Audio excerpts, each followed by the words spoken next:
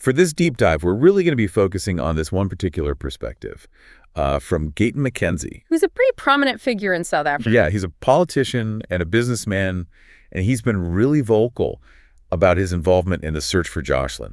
Very much so. He inserted himself into the case really early on. Yeah, and he's got some really strong opinions about what happened and who's responsible. We're going to get into all of that. We're going to look at excerpts from this long YouTube video he did where he lays out his whole perspective. Right, and it's important to remember that this is just one person's take. Mm-hmm. You know, this is still an active investigation. Absolutely. So we're not claiming to have the definitive truth or anything like that. Right. But we do think McKenzie's account is worth examining because it gives us a window into some of the bigger issues that this case has brought to the surface. Absolutely. The case itself is tragic, but it also exposes some deep societal problems in South Africa. Yeah, like poverty and addiction, and maybe even failures within the systems that are supposed to protect children. Exactly. So with that in mind, let's start by kind of setting the stage. Okay.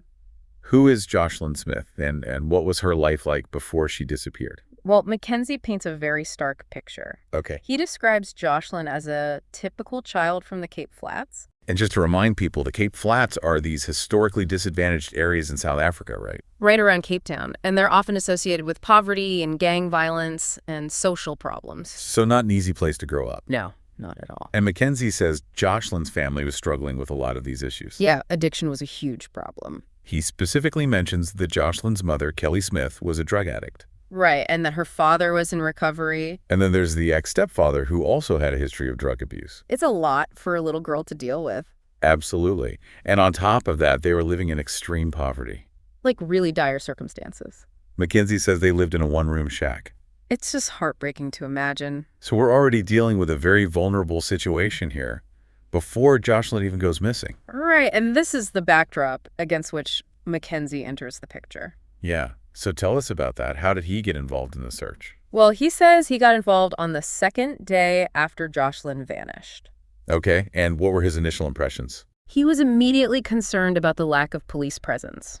Really? He said he saw only 2 police officers and 1 detective at the scene, which he found really inadequate for a missing child case. Wow, that's surprising. Yeah, and to make matters worse, McKenzie says the detective admitted to having very little experience with these kinds of cases. Oh, no. Yeah, the detective had only worked on 1 other missing child case before, and tragically that child was found dead. It's not exactly a reassuring start. Not at all. And then things got even more suspicious when McKenzie met Joshlin's mother, Kelly. What happened?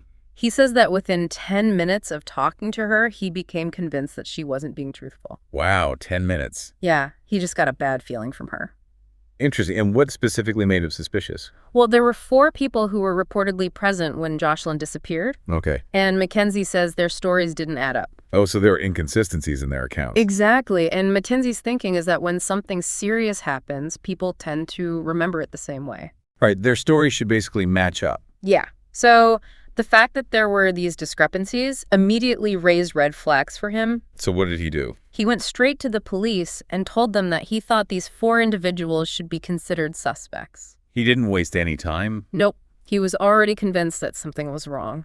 And that's when things start to get really complicated because McKenzie starts making some pretty serious allegations about the police response. Yeah, he claims that he heard rumors that the police were thinking about closing the case early on. Like they were ready to give up. Yeah, essentially. And he even mentions an email from the mayor of Saldanha, Leon Schroeder. What did the email say? Well, McKenzie doesn't quote it directly, but he says it hinted at stopping the investigation. Wow, so we've got potential police inaction and maybe even interference from local officials. Right, and all of this is happening while the community is mobilizing in a huge way to search for Joshlin. Yeah, McKenzie talks about thousands of people coming out to help. From Saldanha Bay and even further afield. He mentions places like Cape Town and Kiburha. It's a long way to travel. It is, and it shows you how much people cared about finding this little girl. Absolutely. They were determined to do everything they could. And McKenzie himself was really active in pushing for more resources. He even made this public appeal to Alan Wind, who was a provincial official at the time. And what was he asking for? He wanted things like helicopters and drones to help with the search. Makes sense. Those would be really useful in a large-scale search like that. Absolutely. And McKenzie says that even though Wind didn't respond to him directly, those resources did end up being deployed to the area. So maybe his public pressure campaign worked. Maybe so. So we've got this huge community effort underway. But at the same time, McKenzie is still laser focused on those 4 individuals who were with Joshlin when she disappeared. Right. And he was adamant that they should all take lie detector tests. And did they? They did eventually, but there was some drama around Kelly's first test. McKenzie claims that she was clearly under the influence of drugs during the test. Oh, wow. That's a problem because that can affect the results, right? Absolutely. It can make the test unreliable. So what did they do? They retested her later, presumably when she was sober. Okay, and then things get even crazier because McKenzie says that before the police even released the results of the second test, his team apprehended Kelly and her boyfriend. Wait, they apprehended them. Yeah, he says they believed that Kelly and her boyfriend were planning to flee. So they took matters into their own hands. They did, and they took them to a hotel and kept them there until the police came looking for them. This is getting wild. It is, and it's important to note that McKenzie is facing a lot of criticism for this. People are saying he interfered with the investigation. Yeah, and that he was grandstanding and trying to make it all about himself. But McKenzie insists that he was just trying to help. He felt like the police weren't doing enough. And he was convinced that Kelly and her boyfriend knew more than they were letting on. And he points to several specific things that Kelly did that he found suspicious. Well, he mentions her demeanor. He says she was often laughing and joking, even though her daughter was missing. That's strange. Yeah, and he says she even referred to Joshlin in the past tense, like she was already dead.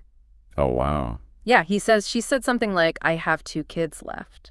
That's really disturbing. It is, and there's more. McKenzie says Kelly actually asked his team to stop searching for Joshlin.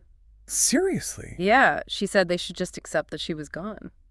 That's just bizarre. It is, and then there's this incident where there was an awareness event for children who had been traumatized by Joshlin's disappearance. Okay. And Kelly was there, and she started dancing to the music. That's just so inappropriate. Right, and McKenzie says he was also told that Kelly had instructed her boyfriend on how to act sad for the cameras. Like she was coaching him on how to appear distraught. Exactly. This is all very strange behavior. It is, and McKenzie says that Kelly even told him directly that she's not a person who shows emotion. So she was basically admitting that she wasn't acting like a grieving mother.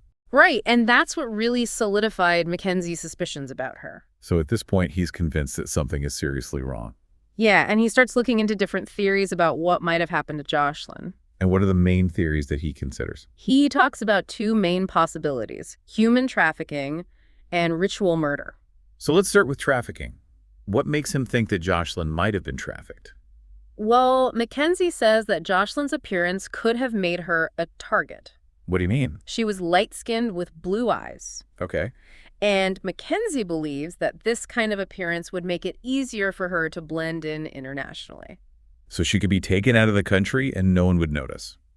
That's his thinking. And he also talks about how easy it is to cross the borders in South Africa. Right. He says it's relatively simple to get people in and out of the country illegally. So it's possible that Joshlin could have been trafficked out of South Africa without anyone knowing. Exactly. And McKenzie even mentions these rumors he's heard about container ships being used for human trafficking. That's terrifying. It is, and it makes you realize how vast and sophisticated these trafficking networks can be. And if Joshlin was taken out of the country, that would make it incredibly difficult to find her. Absolutely. The trail would go cold very quickly. So that's the trafficking theory. Now, what about ritual murder? McKenzie believes that this is a real problem in South Africa. Even though it's not talked about much. Right. He says it's more common than people think. And why does he think that? He claims that there are powerful people involved in these killings, including people in law enforcement and politics. So he's suggesting that there's some kind of cover-up happening. Yeah, and he says that these people benefit from the mutai trade, which is the use of body parts for traditional medicine and witchcraft. So he's saying that these killings are not just random acts of violence, but that they're actually part of a larger system. Right, and that this system is protected by people in high places. And he backs up his claims with this really scary statistic. Yeah, he says that a child goes missing every 5 hours in South Africa. That's just horrifying. It is, and it makes you wonder how many of those cases are linked to ritual murder. It's impossible to know for sure, but it's definitely a disturbing thought. Absolutely. Now, McKenzie doesn't say outright that he believes Joshlin was a victim of ritual murder. Right.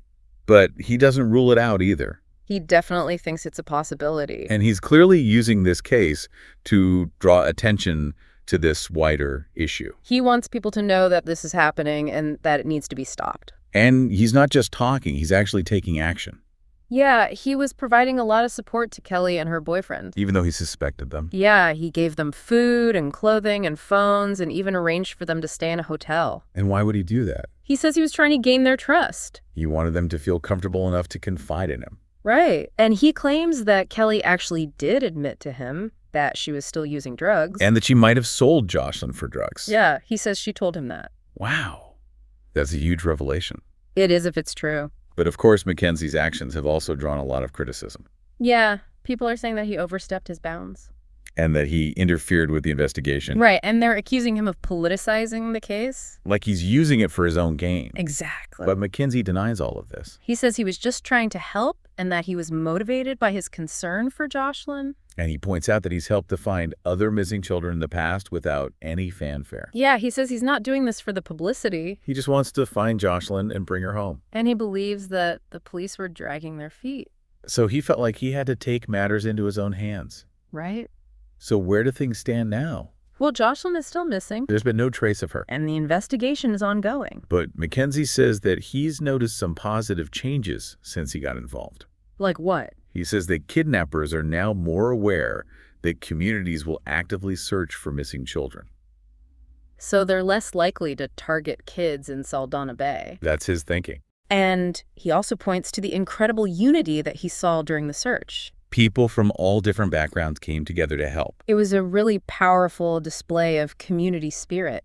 And McKenzie says that he's going to continue to fight for the rights of children. He's calling for the creation of a dedicated missing children's unit within the South African Police Service. Because he believes that the current system is failing kids. Exactly. So this is a really complex and tragic story. It is. And there's still so many unanswered questions. Absolutely. But McKenzie's account gives us a lot to think about. It does. It shows us the devastating effects of poverty and addiction. And the potential for corruption within the systems that are supposed to protect us. And it also highlights the power of community action. And the importance of never giving up hope. Joshlin Smith may still be out there somewhere. And we can all do our part to help bring her home. By staying informed and by speaking out against injustice. And by supporting organizations that are working to protect children. This case has touched so many lives. And it's a reminder that we all have a responsibility to look out for each other. And to fight for a world where no child has to go through what Joshlin has gone through. Absolutely. We'll continue to follow this story,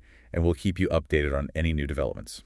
And in the meantime, we encourage you to stay informed and to do what you can to help. Because every child deserves to be safe. Absolutely. Every single one. Thanks for joining us for this deep dive. It's been a heavy one, but an important one. We'll be back soon with more. Until then, take care. And stay vigilant.